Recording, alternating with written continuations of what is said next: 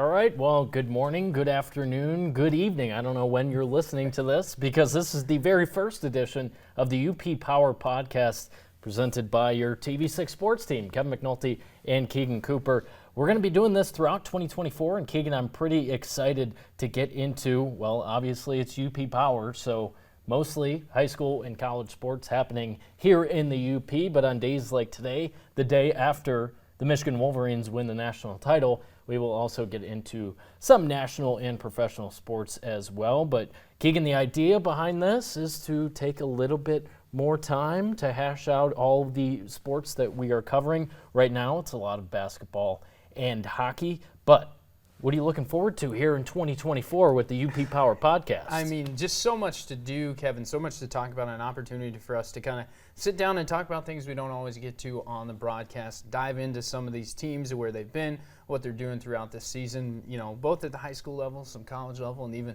you know, some professional athletes and things that are going on. Just excited for the opportunity to have the ability to kind of sit down and dig in between the news and highlights and things like that. Yes, this will be cool. I hope people will enjoy this. Of course, this is on demand. We'll be on Spotify and YouTube whenever you find the time, instead of what we get about 10 minutes a day total on your TV at specific times. This is a half hour once a week. We're recording this Tuesday afternoon. We don't know if it's going to drop regularly on Tuesday nights or Wednesday mornings, but we're happy you're joining us. And if you end up enjoying this about half hour, which will go, please tell a friend and tell them to give us a listen. But Keegan, it really is a perfect day to start the UP Power Podcast because we have our first iteration of the UP basketball polls. The UP Sports Writers and Sportscasters Association voted on this. I voted on this Sunday evening, and we'll start in Divisions 1 through 3 with the boys poll. We'll go through it and then maybe break down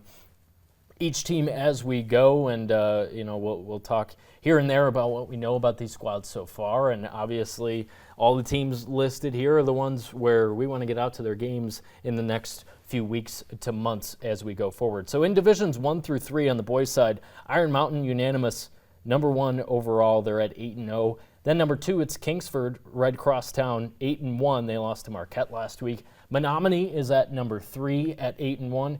Ishpeming, 6-2. They're at number 4 and tied for 5th. I think this is very appropriate. Negaunee and Marquette. Jeffers also received a couple of top 5 votes, and they stand at 8-1. But let's start with those teams at number 5, 2 teams that we end up catching a lot of their games. Marquette, 5-3, 3 losses, of course, but that win over Kingsford, 71-69. I know Rich Ledoux was really excited to have that one. A big win for Marquette over Kingsford, that one as well. And, you know, you look at a couple of their losses. I mean, the Westwood one, let's take to that. Overtime, last second. Hats off to the Patriots. What a play. What a way to draw it up, and, you know, they get the bucket, and so Marquette drops, you know, to 5-3. But for Marquette, 5-3, good start. You've got the second half of the season going on. Like to see what they do. They move the ball really well. They shoot the ball really well. Of course, you got Jacob McPhee inside doing what he does every night. Yeah, McPhee's one of those post players where, you know, if he's getting the ball on the block, he is tough to defend, and there's probably only a handful of schools in the UP that can defend him. And then Jackson Jermu, if he gets going, if you give him his right hand, he's to the hoop immediately. He's that kind of athlete. So, yeah, 5-3 for Marquette with a lot of room for growth with that team. I just mentioned Jermu is a junior, so he'll be around next year. McPhee has been playing very well and shutting down a Kingsford team for the most part, you know, that has been high-flying. You've seen a couple of games where Cardell Morton throws it down because Kingsford is really talented as well. Most definitely. I mean, to get that win, it's kind of one of those statement games and statement wins on a season that you can look back on and say, hey, wow, we're playing at the highest level, and this is how we need to play night in and night out for the rest of the regular season. And then, of course, you know, you get in a postseason, you want to be playing your best basketball.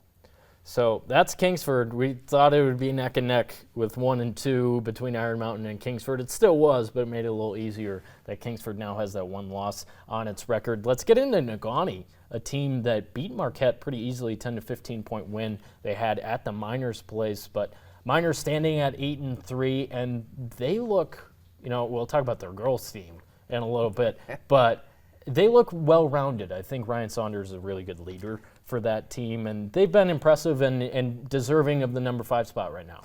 Most definitely. I think when you look at the Miners, especially just how they move the ball every night and kind of that unselfish play, and Gavin Saunders a big part of that. He's a big scorer and stuff like that. So when you look at the Miners, it's like what can they do throughout the rest of the season? Kind of maybe move up a couple spots and get a good place for the postseason. And they're a team that when they get going from the 3-point line, they're hard to stop. So if they get into one of those games where they get up 65, 70 points, don't be surprised. They will have their good shooting nights, especially at home. It seems like they shoot the lights out at home. Ishpeming at 6-2. They got a couple good guards, a lot of Gauthiers on the roster. A lot of But Gauthiers. Ishpeming looks really, really solid where we stand right now. A solid team, too, and it comes down to, I've watched a couple of games this season for Ishpeming. Can they limit the turnovers? And can they find, baskets late in the game? And I think when, you look at them early on in the season, their 2 losses, those losses came, and they turned the ball over a little bit too much, and it's say, okay, let's settle down. Because with those guards and as fast as they play and up and down, it's sometimes you got to take a deep breath, rewind, and kind of reset things. And 6-2 on the year right now, moving forward, good things coming for Ishpeming. And this Friday night, it's going to be a lot of fun. We'll definitely lead Friday Night Fever with this. Both the Ishpeming girls, which I mentioned, we'll talk about them as well. Negaunee and Ishpeming going at it in both girls and boys basketball. So boys basketball, the Miners will meet the Hematites on Friday. That should be a lot of fun. We'll see if Negaunee's height is difficult for Ishpeming. Yeah. I think... Yep. When I watched the Hematites, that was one thing that stood out. They're not necessarily that tall, but they can win it in other ways for sure. So we'll see what happens Friday night. That should be a lot of fun. Stay tuned for Friday Night Fever. That will be likely at the top of the show. Number 3, Menominee. I don't think either of us have watched the Maroons play basketball yet this season, but we do know a little bit about at least a couple of their guys, starting with, of course, Trevor Turkoff. Yeah, you can't miss out Menominee. They move from football season now into basketball season. Trevor Turkoff and his brother Tanner. I mean, first of all, their size, their length. Especially Tanner, an inside presence for the Maroons most definitely. And Menominee 8-1, playing some good basketball, and I know we'll definitely see them this season and see what they keep going on. So no surprise for the Maroons to land in this UP poll for Divisions 1 through 3. 8-1 where they stand right now. I believe that one loss is to a Wisconsin team back early in November. So they've really been turning it on. And guess who they're hosting on Friday? It's Marquette. So it's another top 5 matchup. We have Negaunee and Ishpeming 4-5 going against each other, and 3-5 in Menominee and Marquette. That should be a lot of fun. That'll set us up nicely on Friday. Kingsford, we talked about the number 2 team at 8-1, and Iron Mountain at 8-0. I'll start with this one. I don't see a weakness with this team when I watched them at Westwood on Friday night. It ended up being a 24-point win, 67-43. They won it over Westwood. First of all, Westwood would not be surprised if they sneak into one of these polls at some point during the regular season. Ethan Marta is that dude. He had 26 points, 26 of their 43 points on Friday. And he's just their scorer, so the Patriots could use some help in the scoring department outside of Marta, but Iron Mountain was fine letting him get his shots up because they knew they were the better team. And they were the better team on Friday. I mean, they do it all. Oscar Kangas can go up, and he defends. I think we mentioned that during the highlights right away on Friday, that he got up and stuffed Andrew Nemi, and, This is my house. Letting him know. That's exactly what it was. Oscar Kangas, he just went over 1,000 points on his career last month. He's an incredible player, but beyond that, Gerald Sample Torres sets up the offense perfectly, and they move on offense. Bucky's got those boys playing. I love hearing him scream from the sidelines because you know what their practices are like. Watching them do defensive shifts in warm-ups, that they play hard, and they're every bit as good as last year. You can speak more on that. Yeah, I mean, Iron Mountain, it looks like pretty much the same team last year, just more well-polished. They move the ball with Sampo Torres. Oscar Kangas gets buckets not only inside, but big man can step out and let a three-pointer fly every now and then. And, of course, we love seeing the dunks. I love seeing the dunks. Oscar Kangas getting up. But like you said, Kevin, does it on the defensive end too. That inside presence with his length, with his height, able to do that. And Iron Mountain can get out and run. They've got some good shooters in transition and also in their half-court game that just makes them, well, almost looks like, as of right now, unbeatable. They're well-rounded, and they guard 1 to 5. Ian Martela and Kangas both had 17 against Westwood. And then I keep thinking back to, I don't know how many Matthew Kolovecki had Friday night against Westwood. He can shoot, and he's probably potentially the best athlete on the floor. And he doesn't have the ball in his hands a lot. Yeah. And that's perfectly okay for the Mountaineers. They don't need him to. So that's pretty impressive. They've been ultra impressive so far. And let's get into Division 4 on the boys' side. Some of these teams we've seen, I believe, Munising and Norway quite a bit. So we'll start at number 5. Superior Central and Ironwood received votes in the Division 4 poll. Norway at 5-3 at number 5. Munising is 7-3 at number 4. St. Ignace, all the way out east, 5-2 with 17 first-place votes. Pickford undefeated, 7-0. They're number 2. And Forest Park has appeared on some statewide polls. They are 6-0 to start the season. So Forest Park and Pickford undefeated. They're off to great starts this year. Yeah, off to great starts this year. I know Forest Park just recently played Kingsford, and that one a close one. Yep. Kingsford gets the win, but to play, Kingsford and then play them that close, a 5-point game, I want to say 57-52 was the final in that game. To play them that close, you're in Division 4, you're not even in the same division, it spells good things for the Forest Park Trojans. Yeah, and down, obviously, Munising being in this poll with all that they lost. Of course, they won the state championship last year in Division 4. Just an unbelievable accomplishment. Losing a lot of those seniors, we talked about it during football season, they had lost a lot of those same kids, Kane Niebel and company. But the basketball team still plays really good basketball, and that's why they're on the poll here at 7-3. Yeah, and I know when you talk about Munising and you look at the last year to this year, all those younger guys were along for that ride. Maybe they didn't get all the minutes, maybe they didn't play as much, but they were along for that ride, and they're practicing with that group of seniors. So when that senior class graduated, well, now it's those younger guys that are step up and kind of fill in those shoes. And they have some returners and things that will help them this season too, and guys that have experienced, hey, this is what it's like to go all the way and get it done. So Munising, no surprise to see them on here. Pickford 7-0 too, the Panthers playing good basketball. Yeah, both St. Ignace and Pickford, I hope we get a chance to see them here soon. They come west a little bit, and we make it out to one of their games Friday night, but playing really good ball. Obviously, Pickford undefeated. And Beck, one last thought on Munising. We talked about that with Negaunee football a lot this year, with all that they lost from their 22 state championship run when they lost down at Ford Field. It was those guys who had played a little bit and gotten their feet wet, but also saw them, go that deep in the state playoffs. I think it's the same thing with the Mustangs here, where they kind of have a winning identity. This is part of the reason why they've had success this year, even if they might not be as talented. Let's move on to girls.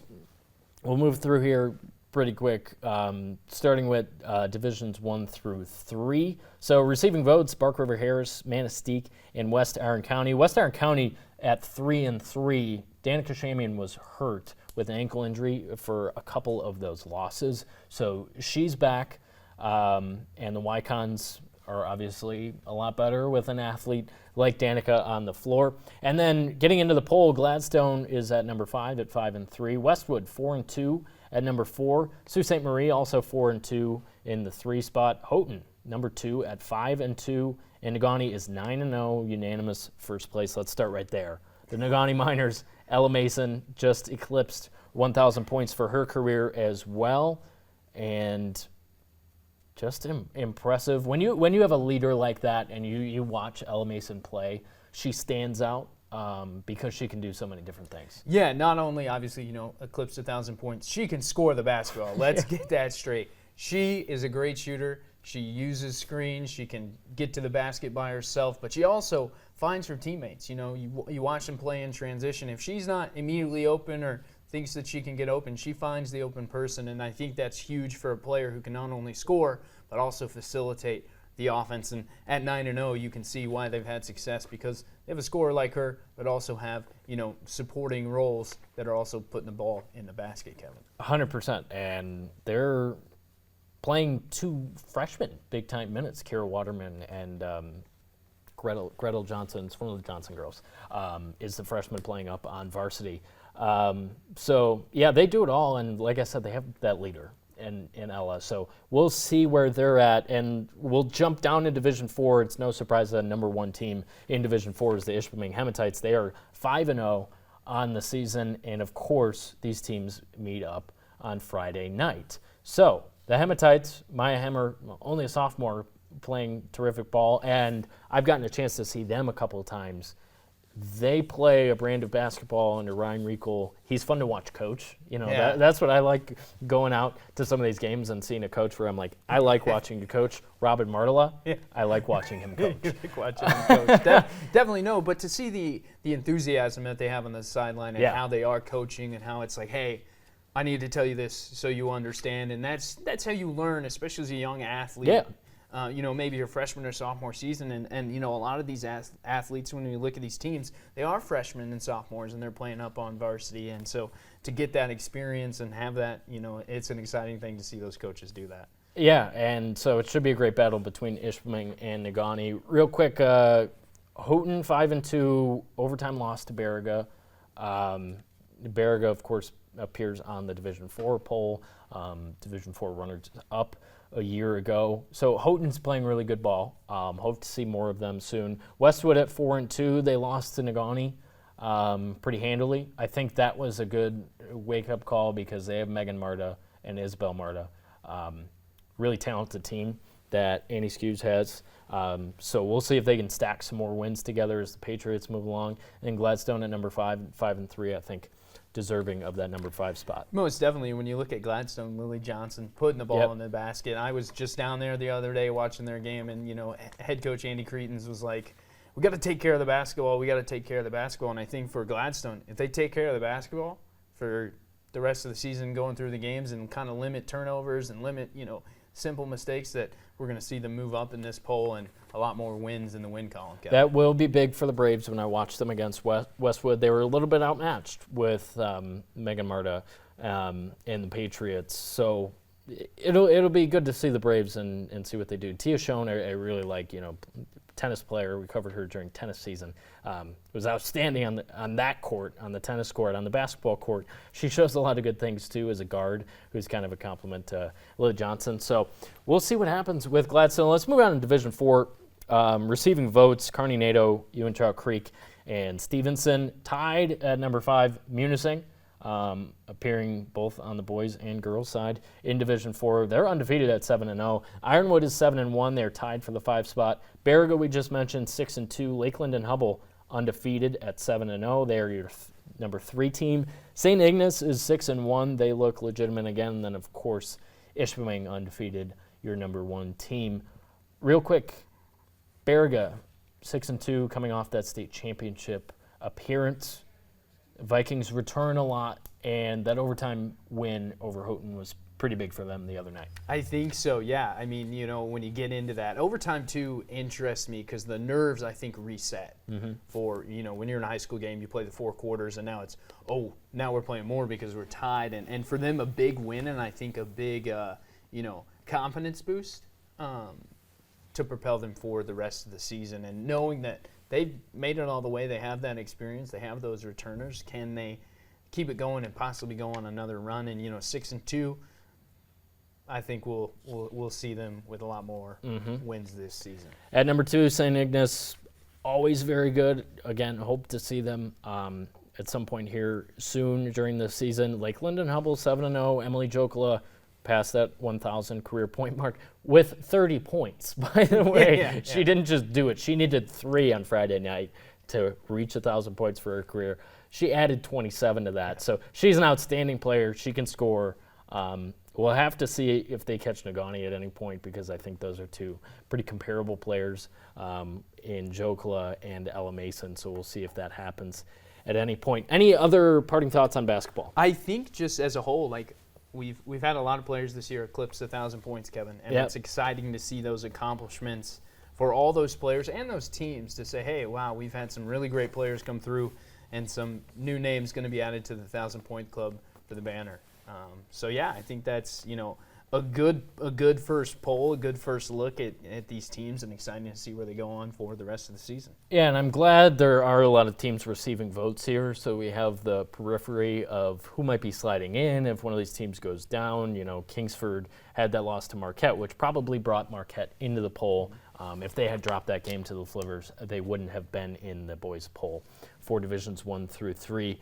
Norway basketball, of course, we mentioned, is in the Division 4 poll. We will see them take on Bark River Harris on Friday. Alex Ortman is having a great year so far for Norway, so we'll see what he can drum up Friday night. Other than that, we will have some hockey as well, and the Houghton Gremlins are playing some stick and puck up there in the Keweenaw. I mean, the birthplace of professional hockey, I would expect nothing less from the Houghton Gremlins to just, finding the net and finding it consistently. You look at some of these games, it's not 1 or 2 goals that they're scoring.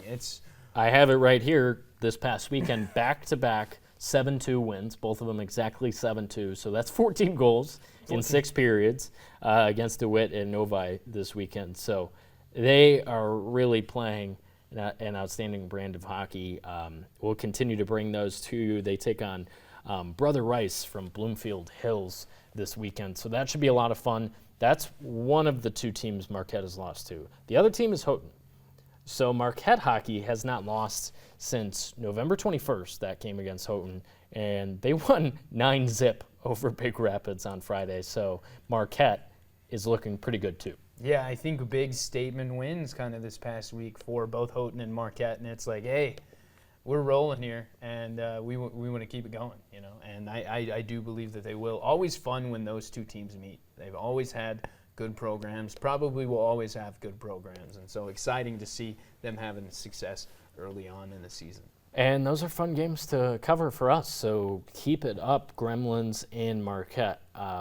Actually, we'll know what to call Marquette pretty soon. We'll know soon. Exciting. Thankfully. Let's move on to college. Of course, we're going to talk about the Michigan Wolverines a little bit, and then both NFL teams of interest in the UP are in the NFL playoffs. So it's a big week for Michigan football fans. But first, NMU and Tech, we'll start with hockey. Getting back into the swing of things here. Saturday's exhibition game. I knew going over there it wasn't going to be all that interesting because obviously Tech had played in the GLI. Yep. They won the GLI. Those were 2 overtime games that were hard fought. It was no get on the ice, take your shift, skate around for a little bit and get off. It was rough 48 hours for the team. They needed to get healthy. I think outside of Arvid Kateroth, talked to Tyler Shalast today. Kateroth is not going to go this weekend at St. Thomas, but after that could be making his return. Max Koskapurdy, who is playing so I guess we're starting with Tech. Throwing out all these facts. Max Koskapurdy is going to meet them in the Twin Cities when they take on St. Thomas this Thursday and Saturday. It's a weird scheduling thing going on in St. Paul, so they play Thursday and Saturday. So Koskapurdy will be active.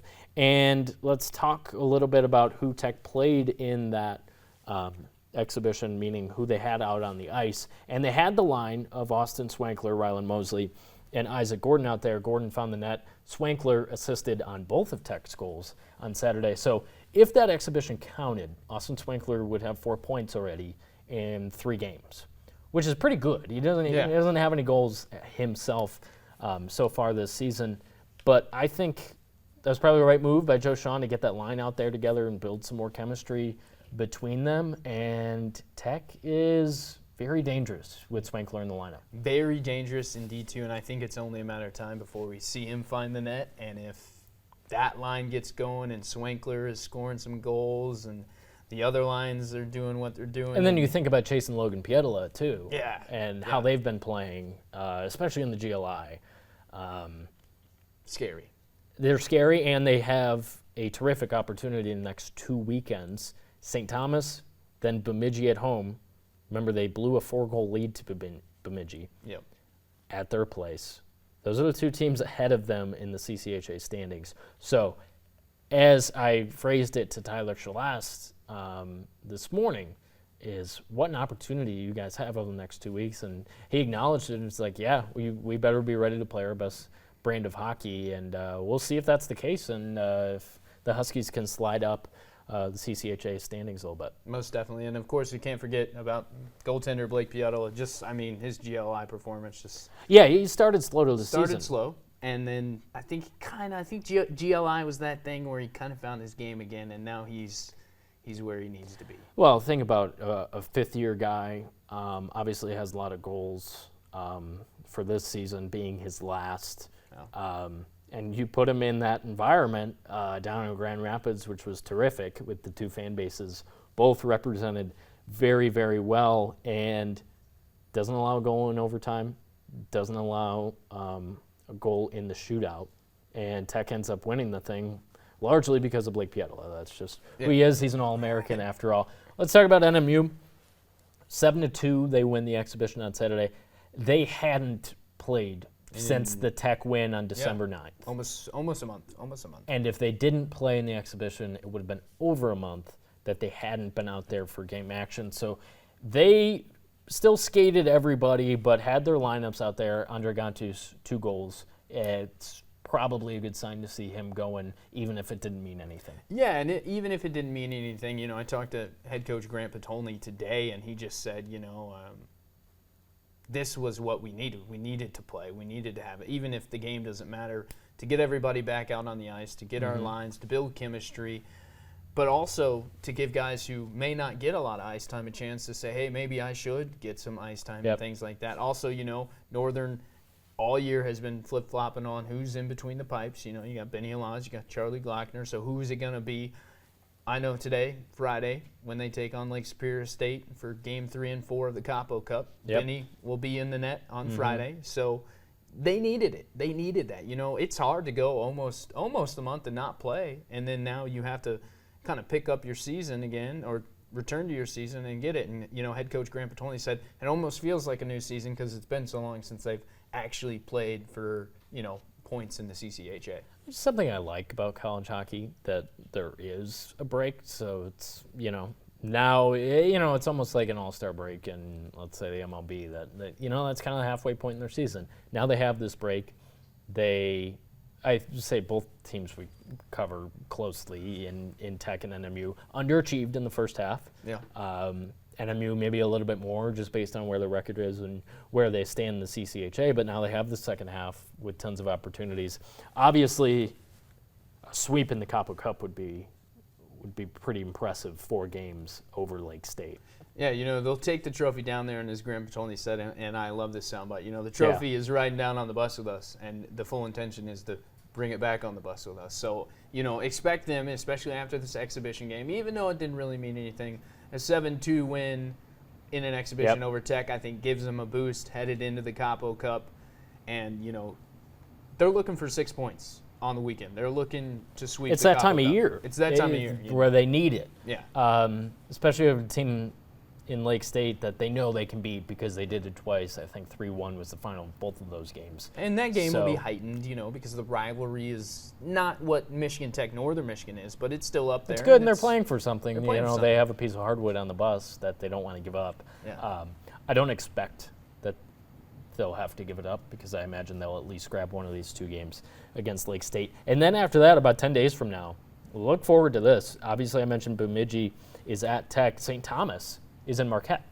So another great opportunity for the Wildcats to really get going in the CCHA the week after. So we'll see what happens. Yeah, and Northern has been typically good at home. They've struggled a little bit on the road, in the past season, in the past couple of years. But if you're playing at home, you got to get it done. On the road, if you split, if you get 1, if you get 2, you're okay. But on home ice, you got to get it done because ultimately, at the end of the regular season, what you're hoping for is you're high enough in the CCHA standings, and you're hosting the first round of playoffs. Yeah, and we'll see if either of the teams can move up. Right now, Tech standing in 3rd. I believe Northern might be tied for 5th or 6th. But everyone's very close. Close. Even Ferris in the basement isn't sneak completely up. dead. So, Bob Daniels, you never know what's going to happen. Real quick, let's cover Tech and Northern basketball. They were both down Grand Rapids area. All 4 teams, men's and women's teams at both schools, taking on Grand Valley and Davenport. I guess we'll start with the NMU men. Matt Makersack, his 100th career win, and the celebration that ensued in what was a battle against Grand Valley to get Makersack's 100th. When you look at the conference and you look at, playing home and playing away games, Kevin, going to Grand Valley, playing at Grand Valley, and I say against Grand Valley, it's heightened already because you're at Grand Valley State. Now add to it that, it's 2 of the top teams in the conference, and they knew it was going to be a battle. And to get it done, a 63-61 win, the 100th, collegiate win. I talked to Coach Makersack. It means a lot, but it means a lot more about the success that the program has had and the growth that the program has had over the past couple years. Where he took it last year was new heights, especially like this decade when you look at the past 10 years or so of Northern basketball, and going down there, getting 2 wins. They're 4-0 in the GLIAC now. The Wildcats look like they could run it back. 7 in a row. Seven in a row. And this weekend they're back at home. Lake State, Ferris State. Won't be easy for, to get 2 more wins, but if they keep building and building, they could run it back. They could run it back. And, I mean, when you look at Lake State and you look at Dylan Keel. Dylan Keel. Defensive player of the week. Probably, you could argue, offensive player of the week. Averaged 15.5 points in these 2 games this past weekend. 6.2 rebounds, 1.3 blocks. Averaging 17.7 a game right now. Just a phenomenal player. And for Northern with Lake State and Ferris State, 2 teams that are up there, and you could see those 2 teams definitely sneak in to the postseason, and you expect to see them in the GLIAC tournament at the end of the year. Northern Michigan basketball, though, kind of the talk of the town right now, how they're playing. Well, they should be 7 in a row, and guess what? The women's team is looking just as good. Yeah, the two wins or. Fell to Grand Valley. Yeah, fell to Grand Valley. Yeah. Split on the week. The number 1 team in the country. Yeah. But Makaylee Kuhn, gosh, Casey Thousand must be thanking everyone that Kuhn is back, and she's 9 points away from becoming the program's all-time leading scorer. 9 points away from breaking that record, and a record that she wants. And I talked to head coach Thousand today as well too, and she said she wants Makaylee to just play loose, play clean, because the record's coming, right? She's going to score more than 9 points, and she's going to have that record. So let it come naturally, and let Makaylee do her thing. And what's been great about the NMU women's team this year is you've seen these returners and some of these new players, like Sarah Newcomer, for example, step up and have kind of these breakout big games where they're putting the ball in the basket and taking a little bit of pressure off of Makaylee. So, she's not having to score 25, 30, 35 a game. She can score 15 or 20 and get 10 or 12 from some of her teammates, and they're getting the job done. The split on the weekend, you're playing the number 1 team in the country at their place. I don't think it's a bad loss. I think it's a loss that they learn a lot from. Yeah, it's a nice barometer for where they're at. J.C. Wasbrod is another one of those players that kind of takes the pressure off of Kuhn, and I'd expect him to pick up the pieces after that Grand Valley loss and say, this is where Grand Valley's really good, this is where we need to be better, and we'll see what they do going forward. But Thursday could be Kuhn's big night, assuming she gets into double digits in the scoring category. Both Tech, we'll go to Tech women, down playing those 2 teams this weekend, lost by 40 to Grand Valley. Yeah. Only put up 30 points. Another one of those instances where, you're going down to the road trip. Thursday night, you got to go play Grand Valley at their place. Like you mentioned, that's not easy. No one really expected that to go extremely well. No. In terms of like a win, it didn't go that well. But talking to Sam Clayton today, she was happy with the way they responded, got the win, over Davenport on Saturday, so they're coming back where the Wildcats are at 1-1 on the weekend. Yeah, 1-1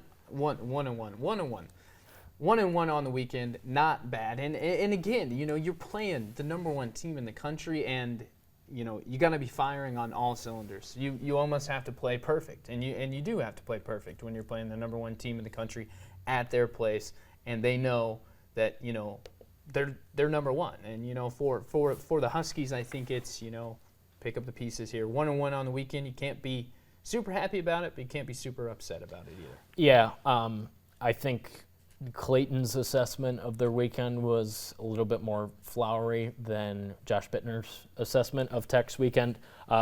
Men's team also went 1-1, a loss to Grand Valley, and then a tight single-digit win over Davenport on Saturday. He says they haven't found it yet. And last year had a really young team, and they ended up playing Northern in the GLIAC title game. This team is still very young. Of course, they return a lot of those guys from last year. But Marcus Tomaszek, one of the leading scorers in the country still, I think he's at 23.8 points per game. He was up around 25, 26 before getting into conference play. But I think that's where they need to improve, is to spread the ball around a little bit more, because you can't have Tomaszek scoring all your points. No, essentially. You can. And I mean, you look at, I'll make the comparison. You look at NMU women's basketball a year ago. Makaylee was up in the mid-20s, high 20s. Sometimes hitting 30 points a game. This year now, they've got they're spreading the scoring around. So for Michigan Tech men's, I think the same thing. Tomaszek is going to get his points, right? He's going to 100%. score. He's going to score. But I mean, when the season's all said and done, I said he's up around 23.8 points per game this season. I'd be shocked if that dips below 2021. Yeah. Because he's that good of a player. And the way Bittner described it to me today was balance. Yeah. So if they have somebody underneath that can finish the layups consistently, and Marcus becomes more of a facilitator, then they'll start to figure some things out, and I wouldn't be surprised if they rattle off some wins here. So. Yeah, definitely. And if they get somebody inside, it's going to open up the outside for Tomaszek to get his points even easier. Sure, and all four of those teams back here in the UP this weekend, Ferris State and Lake State for both teams. So we'll see what those basketball teams do this weekend. And before we go, we have to talk about it.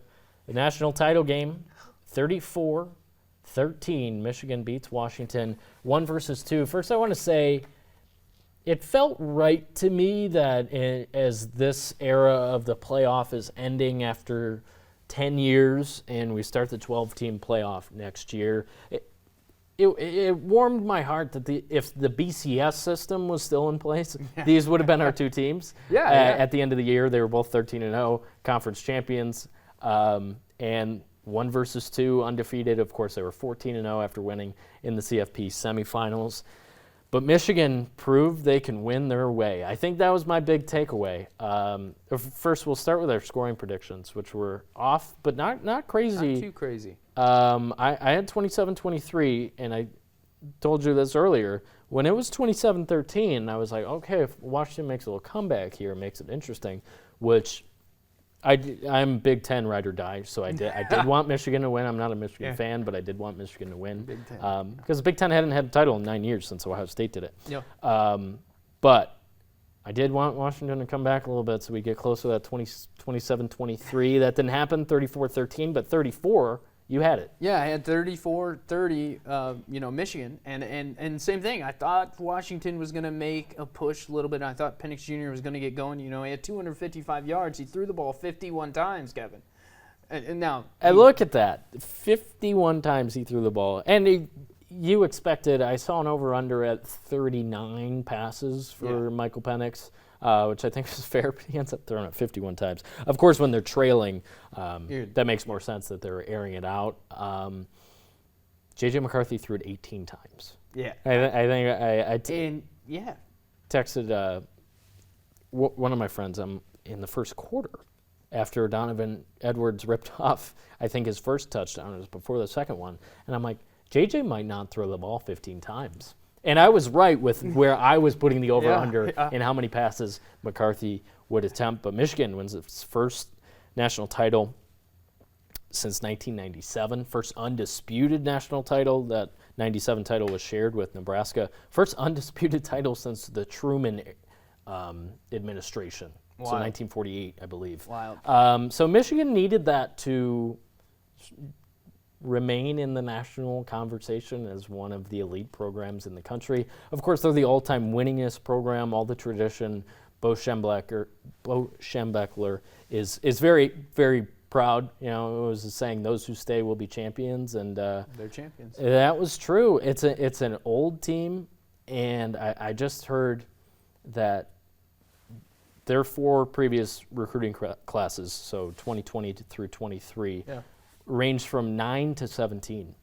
Wow. So they were recruiting somewhere in the 9 to 17 range, which doesn't necessarily translate to national titles a lot of the time. But they won it their way. A lot of people understandably thought, well, they haven't seen a quarterback like Michael Penix.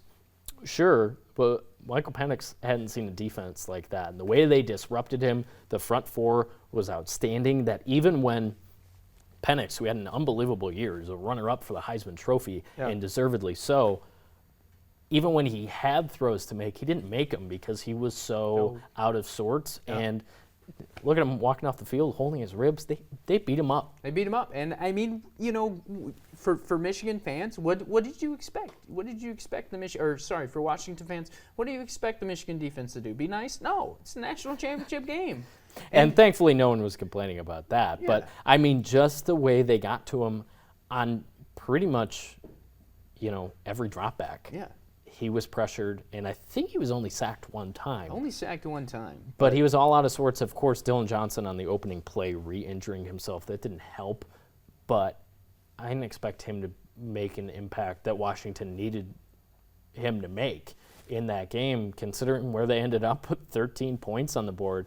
That seemed largely impossible to do to a Washington team. But Michigan did it. Like I said, they won it with their brand of football. Is there an asterisk for the sign ceiling?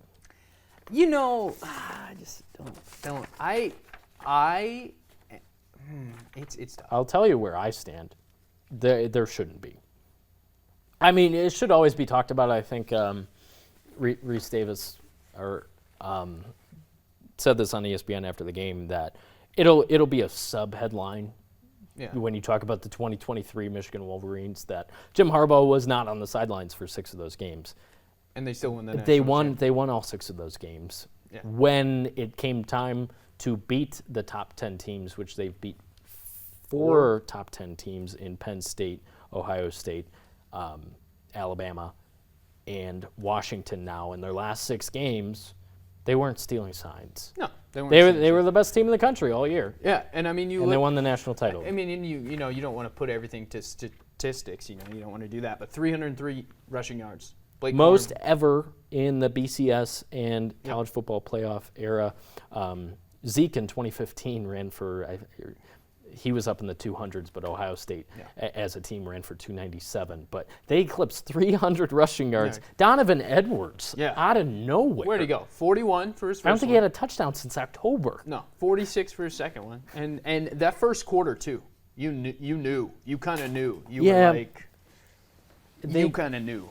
Michigan came out and punched Washington in the mouth and kind of said, hello. They made it interesting because they couldn't move the ball for a period of time. Yeah. Washington got their introduction to Big Ten football. Welcome to the Big Ten. Yeah, and they got pounded in the teeth. Yeah. I mean, mean, that's what happened. That happens. It's going to be weird, but I'm excited for the new Big Ten because I think, you know, they had Dan Lanning, Oregon's head coach, on before and after the game. He's already talked about our conference. And it was just weird because I'm like, you're the head coach at Oregon. What are you talking about our conference when you're talking about Michigan? But it's valid, and I think that's a guy that will adapt his style and continue to recruit at a high level. And the same thing with Kalen DeBoer at Washington. So that should be fun. There's a rematch in Seattle on October 5th. Yep. You rarely see that. So that's going to be a lot of fun. Those teams are going to look a lot different. Blake Corum just hats off to Blake Corum for his Michigan storied career and just unbelievable. I mean, watching him last year, so this would have been September of 22. No one knew who Blake Corum was. I was on the sideline for Maryland-Michigan game. Everyone in that stadium knew who Blake Corum was after that game. Leaving there. Because he had one of those games where he rattled off a couple of touchdowns and over 100 yards, and then he did that consistently for 2 years. Yeah. So credit to him. McCarthy, I don't know if he's going to be back. I think he just turned 21. He's relatively young, but of course is draft eligible. And the big one, Jim Harbaugh. I don't think he's back. I know he talked about it last night, moving back spring practice, and he said we should have a nice little spring in Ann Arbor because we're moving practice back. I don't put a lot of stake in that. But do you think he's? And I mean, this is kind of jumping into Packers Lions, and we'll talk about them. But do you think he's NFL bound? Do you think he says goodbye? He hired an NFL agent. Yeah. And he didn't admit it last night, but he wants a Super Bowl. And he came so close. Yeah. Taking the 49ers there, taking the 49ers to the NFC Championship game in 3 out of 4 years when he was an NFL coach. Yeah. I just think it's in Harbaugh's DNA to strive for the next thing. He's won the Natty now, college level. So he's got to go up. I think it's going to happen. I don't know. Los Angeles is the most obvious choice, but you never know with Jim Harbaugh where he might sneak in. And then, of course, Las Vegas, that job is still open because the Raiders haven't, at this point, named Antonio Pierce their permanent head coach, which I'm a little surprised about. But I do think he's NFL bound. And Michigan, do you elevate Sharon Moore? He coached half the season, and did a good job. And a very good job against Penn State. And I have to get this in here. Maryland did score the most points on Michigan. Yeah, you have to get that this in season. 23 points. And that's the most that a team scored had to get that on Michigan this year. But we're lumping that in Sharon Moore's games as head coach. So Penn State, Maryland, on the road at Maryland, and then beat Ohio State at home, obviously, in the game to send them back to the college football playoff. So I don't know. Maybe that's on the table for Michigan. They probably won't be as good next year. So Michigan fans, in the conversation, certainly for the 12-team playoff, no doubt about that. Yeah. Because it's expanded. Well, and let's talk about that for a second. 12-team playoff. When you think about it this year, I'm excited. I think what we were treated to this year with no SEC teams in the title game. It's tough. Alabama was really the only one of those old heads. You mean like 2010s, dominant programs. The Alabama, Clemson, Georgia, I'd say, are the three. Oklahoma made a bunch of playoffs. They never really competed for a title when they're in there. So Alabama was the only real team from that era of dominance that was in it this year. The door's wide open now that Michigan won. And like I mentioned, where they've been recruiting, 9th to 17th, so many teams are in it. And say what you will about NIL and the transfer portal, but it seems to be making things a little bit more interesting, meaning we don't know going into the season that it's a foregone conclusion Georgia or Alabama is going to win the national title like it's felt like for a lot of the last 10 years. No, definitely. I think so. And I guess my question to you, Kevin, is do you think now, we're gone with the era of we're moving to the 12-team playoff now. Do you think that they have to limit it like, okay, this many Big Ten teams get in, this many SEC teams get in, or do you think it's going to be overall record? Do you think? I think they're still hashing some of that out. I think it might be an automatic bid for a Power 5 conference champion, but what does that mean anymore when I guess it's Power 4 because Pac-12's gone. Yeah, it's gone. Yeah. So obviously the champion of those 4 leagues is going to be in the 12-team playoff. I'm excited. It's going to be fun. I mean, more football. It's more football, and you get home playoff game. That's never been the thing in college football. Forever, it was just you go play one bowl game at the end of the season, and it's obviously at a neutral site. So And I'm really excited for it. It should be fun for the teams here in Michigan. Michigan State's probably not going to be that great next year, but you have a lot of hope after seeing Michigan win the national title. And obviously, for Spartans fans, they have their fists clenched because they're mad that Michigan won the national title. But you should be hopeful that Jonathan Smith can build something. And obviously, Michigan, they're 2-4 in 2020. Harbaugh took a pay cut, changed over a lot of his staff, and has gone 40-3 since. Yeah.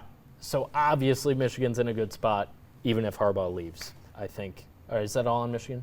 I think that's all on Michigan, yeah, definitely. And I think with the 12-team playoff, my last thing on this is my rant, Kevin, here. Yeah. You avoid what we saw today in some of the, or this year, or this past year in some of the bowl games. You avoid the Georgia-Florida State bowl game. Yeah, that stunk. Yeah. That stunk. And that's not fun for either team, right? Right? That's not fun for either team. No, because Georgia left there being like, we're the best team in the country. Florida State left there being like, we still should have been in the playoffs, so whatever, this game doesn't matter. Yeah. That's not a good feeling. How do you think like the organizers of the Orange Bowl felt? Yeah. That they got that game? Yeah. It's the Orange Bowl. It's supposed to be a big deal. It's supposed to be a big deal, yeah. And it just wasn't. Even you had two great teams. You had Georgia and Florida State that was undefeated. But it didn't mean a thing. So I agree. They might need to change that / move the transfer portal window. Yeah. We've gone longer than I thought we were going to do.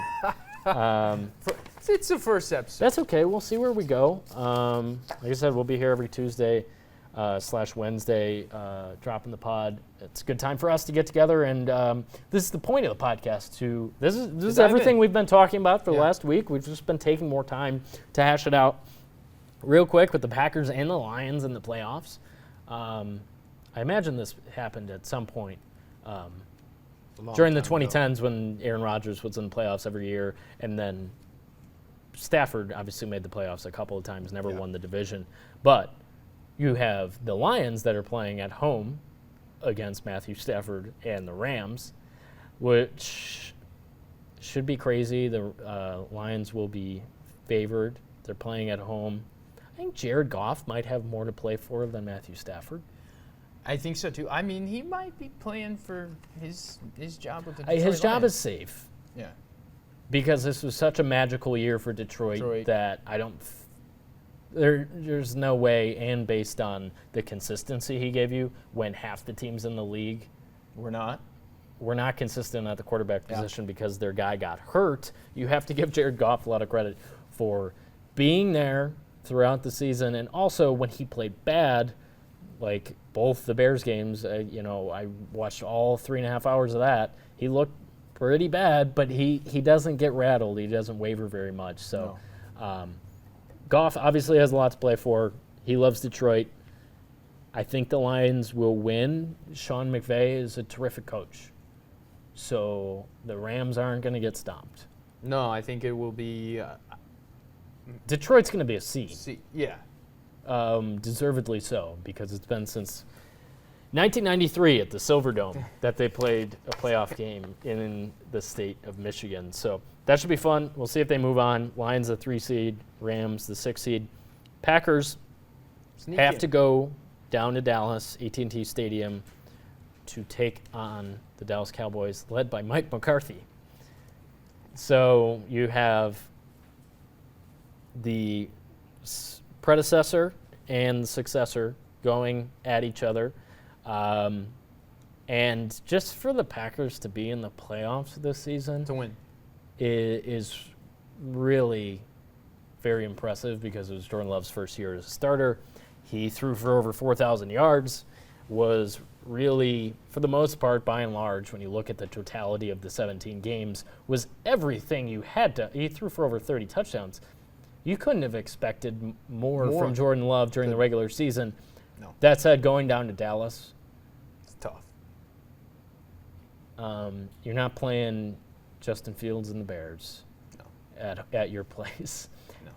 Your defense is going to give up more than 9 points. And CeeDee Lamb and Dak have been on the same page, especially at home. The Cowboys scare me when they go on the road. Not that I root for the Cowboys, but I think they can handle the Packers. Yeah. But we'll see. We'll see. Maybe Jordan Love has a breakout playoff game. And but if Micah Parsons is coming at him full steam ahead, I can't imagine it's going to go very well for Jordan Love. No. So that's where I'm at. I'm guessing the home teams prevail.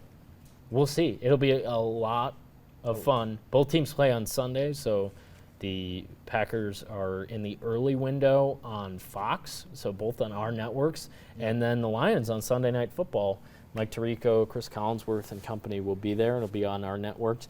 Really good for us to end up with both of those games. A nice little luck of the draw, and they're both on Sunday, so everyone, watch football. If you're a Lions fan, you're interested in what the Packers do, you get to watch them earlier in the day. If you're a Packers fan, interested in what the Lions are doing later at night. I don't believe there's a chance they end up playing each other in the divisional round, but I'm not 100% on that. But it should be a fun day of football, and it'll be a fun week talking about it. And, of course, you can follow us on Twitter and Facebook. I'm Kevin McNulty, TV6, Keegan Cooper TV on FKA Twitter, and on Facebook you can find us as well with all your UP sports updates. So that'll do it. A long edition of the first edition of the UP Power Podcast. Keegan, it was a pleasure. Was a pleasure indeed. A lot more to come. It was exciting. We are all of excited. 2024. We're 2024. Going to be doing this bad boy. So we'll see you next week here on Spotify or YouTube, wherever you're joining us. But we appreciate you taking the time and checking us out on your time, because that's how this works. When we're not on TV, it doesn't matter what time it is. You can pull us up and hear these two BS about UP and all that we covered today. So thanks for joining us. This was UP Power, the podcast. Give us a like or whatever they do. We'll see you next time.